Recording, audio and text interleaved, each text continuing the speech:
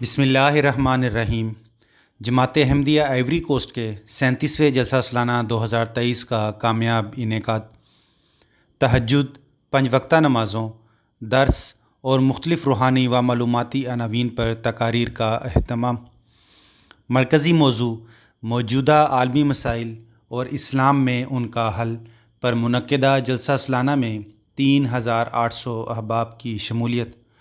Report is عبد النور، نمائندہ الفضل international. محض اللہ تعالیٰ کے فضل و کرم سے جماعت احمدیہ آئیوری کوسٹ کو مورخہ 22 تا 24 دسمبر 2023 بروز جمعۃ المبارک تا اتوار اپنا 37واں جلسہ سالانہ ملک کے معاشی دارالحکومت ابیجان میں واقع جماعتی سینٹر مہدی آباد میں منعقد کرنے کی توفیق ملی۔ جلسے میں شرکت کے لیے مہمانان کی آمد کا سلسلہ ایک روز قبل بروز جمعرات شروع ہو گیا تھا۔ بروز جمعرات بعد از نماز عصر مکرم عبدالقیوم پاشا صاحب، امیر و مشنری انچارج صاحب نے جلسہ گاہ کا معائنہ کیا۔ پہلا دن۔ جلسے کے پہلے دن کا آغاز با جماعت نماز تہجد سے ہوا۔ نماز فجر کی ادائیگی کے بعد اسلام میں درگزر کی اہمیت کے عنوان سے درس دیا گیا۔ بعد ازاں مہمانان کی خدمت میں ناشتہ پیش کیا گیا۔ حضور انور ایدہ اللہ تعالیٰ بنصرہ العزیز کا خطبہ جمعہ براہ راست سننے کے لیے تمام مہمانان جلسہ گاہ میں وقت سے قبل تشریف لے آئے۔ دوپہر 1 بجے خطبے کا آغاز ہوا۔ خطبے کے مان بعد مقامی خطبہ جمعہ کا اہتمام کیا گیا۔ مکرم عمر معاذ کولی بلی صاحب، نائب امیر جماعت مالی نے خطبہ جمعہ دیا اور نماز جمعہ و عصر پڑھائی، جس کے بعد حاضرین کی خدمت میں ظہرانہ پیش کیا گیا۔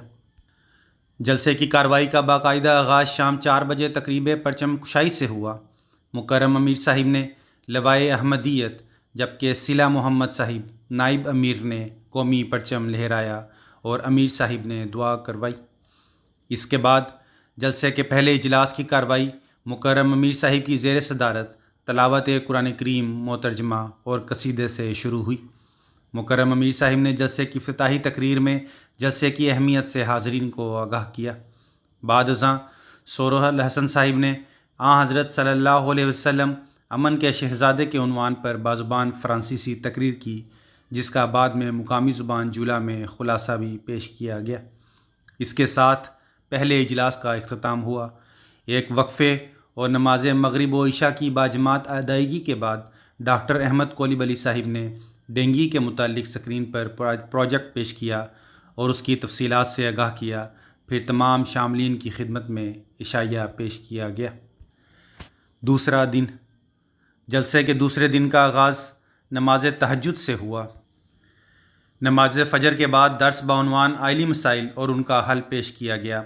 ناشتے اور تیاری کے بعد صبح 9:30 بجے دوسرے دن کے پہلے اجلاس کی کارروائی کا آغاز صلہ محمد صاحب نائب امیر اول کی زیر صدارت ہوا۔ تلاوت قرآن کریم و ترجمہ اور نظم کے بعد امیر و مشنری انچارج صاحب آئیوری کوسٹ نے جماعت احمدیہ آئیوری کوسٹ کی سالانہ کارگزاری رپورٹ پیش کی۔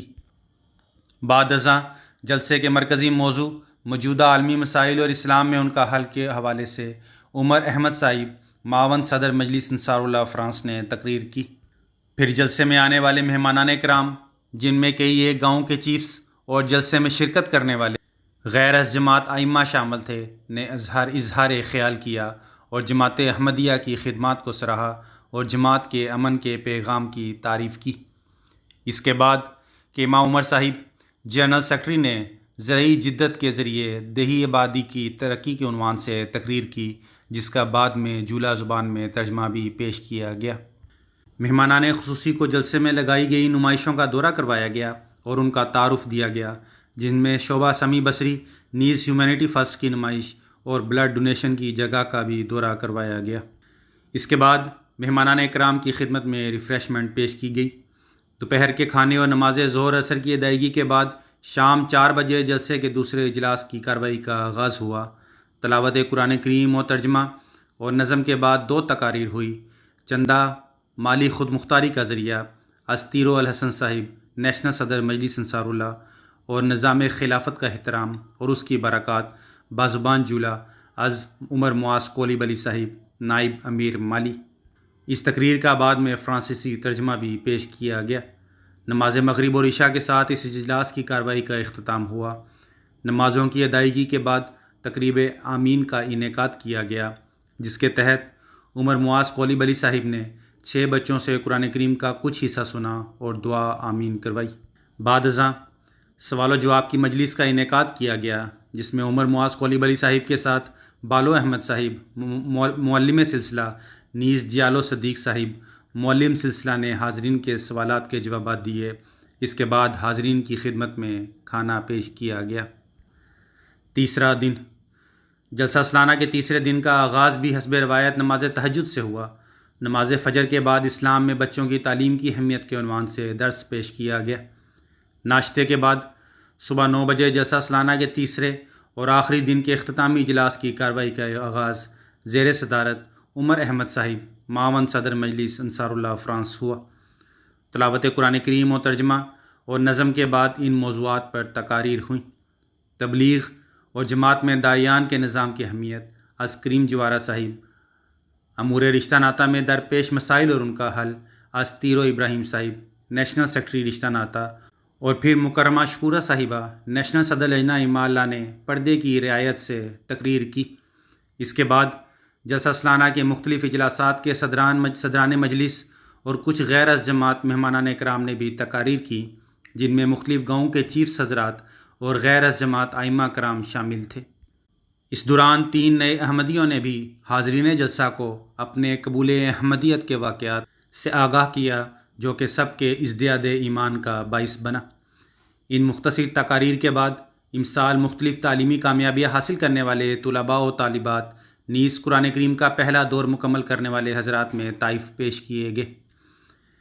بعد ازاں مکرم امیر صاحب نے اختتامی تقریر کی، جس کا ساتھ ساتھ جولا زبان میں ترجمہ کیا جاتا رہا۔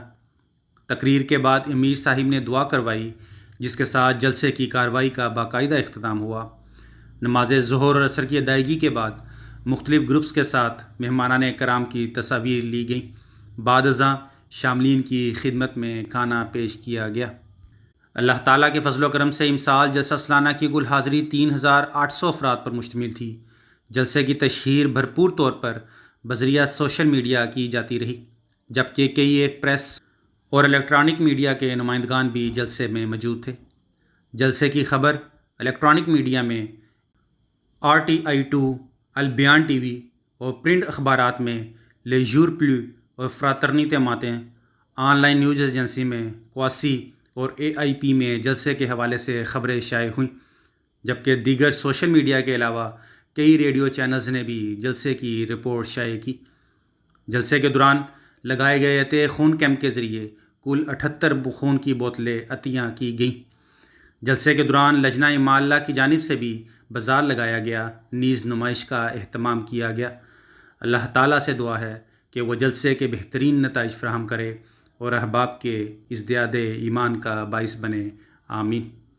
آواز عبد النور، مبلغ سلسلہ سان پیدرو، آئیوری کوسٹ۔